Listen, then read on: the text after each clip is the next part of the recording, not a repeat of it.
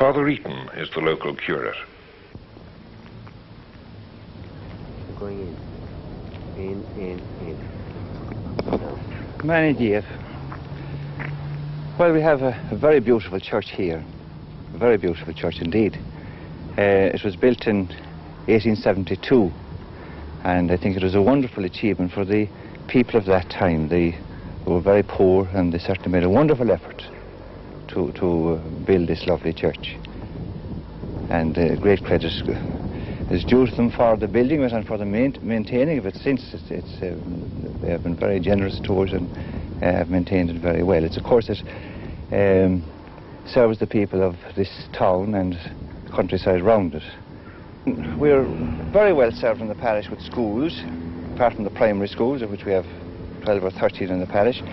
We have a secondary school for girls run by the Sisters of Mercy, and as well as the day pupils from the town and the district around it, we have about 50 girls boarding in the school. And for the boys then, the Franciscan Brothers have a secondary day school. They have over 40 pupils there, and they would have more, but for the distance, there's no transport for them yet.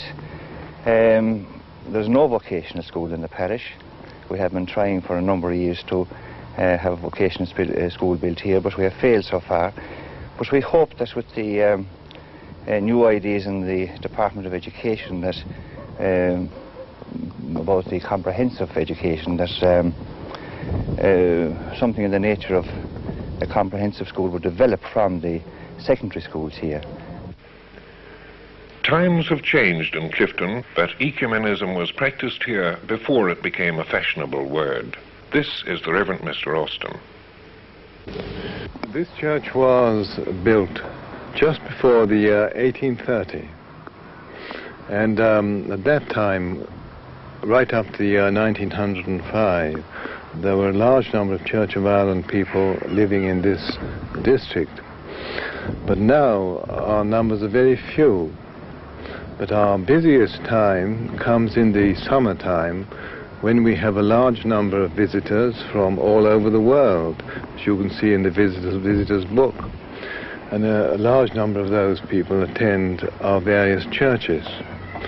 And my parish stretches from North Connemara by Renville and Salrock right down to Connor in the south. And in that I have in my charge, in my parish, 5 churches.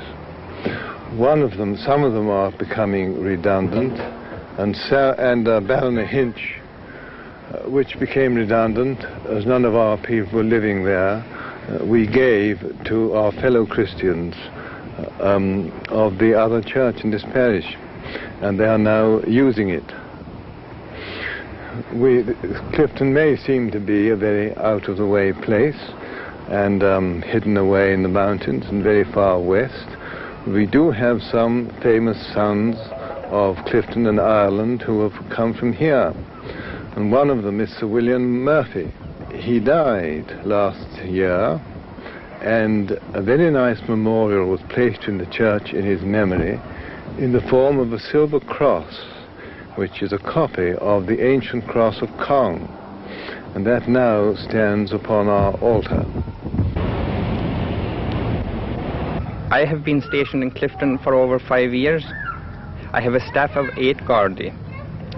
We are responsible for a pretty wide area. It covers over 44,000 acres. I am very glad to be able to say that we have no serious Garda problems.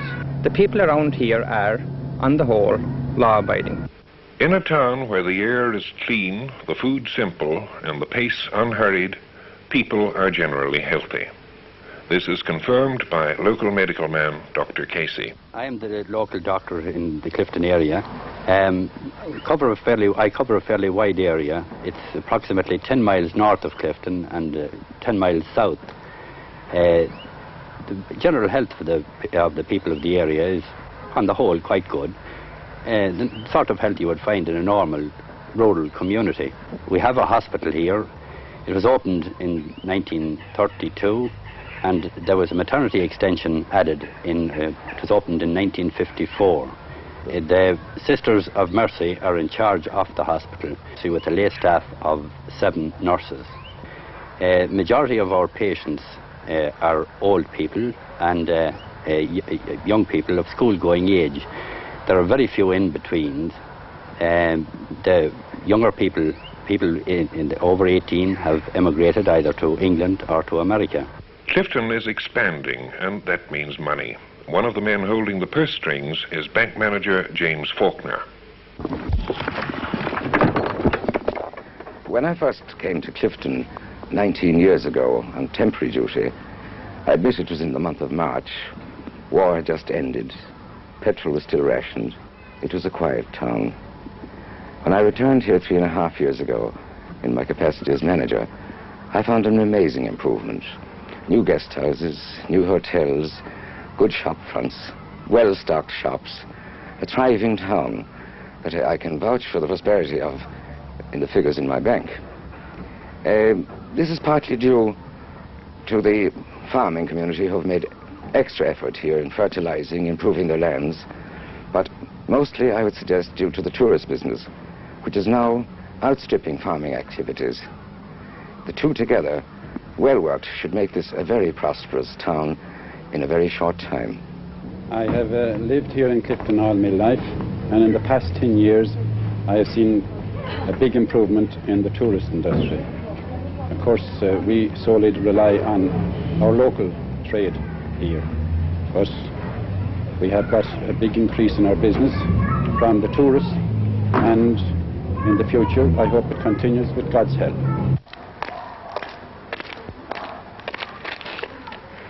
Well, we started this about 5 years ago to fill a demand for reasonably priced, simple accommodation, and to make a good profit, of course. Well, we have succeeded in doing the two, and we've extended a bit this year as well. We now put up 50 people where we started with 35, and the demand is still there, as strong as ever for this type of accommodation, which certainly seems to appeal to both the Irish and the English.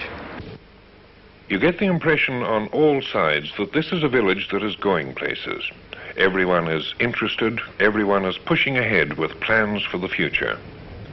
Mrs. Foyle is a hotel keeper. I came to Clifden almost 40 years ago. It was then different from what it is now, of course. The hotel is about half the size. It could only take about 50 guests. Now it can take 90. In those days, we'd only have a few commercial travellers to start off with. And of course, we couldn't overcharge them, and they may not come back again. But as time went on, the tourist business started and became very much better and continuing. Now, when I came here, the hotel was then the railway hotel. But as there was no railway, they took it away after 1936. We thought it was time to change the name and called it the Clifden Bay.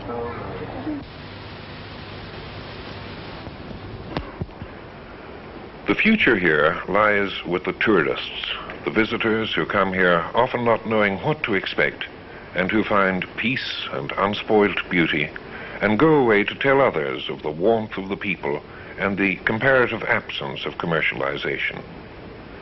In the field of tourism, the most heartening thing about Clifden is the evidence of local initiative, the do-it-yourself philosophy of the people. They don't simply sit back and wait for handouts from Dublin. They certainly welcome them when they get them, but meantime, they get on with the job.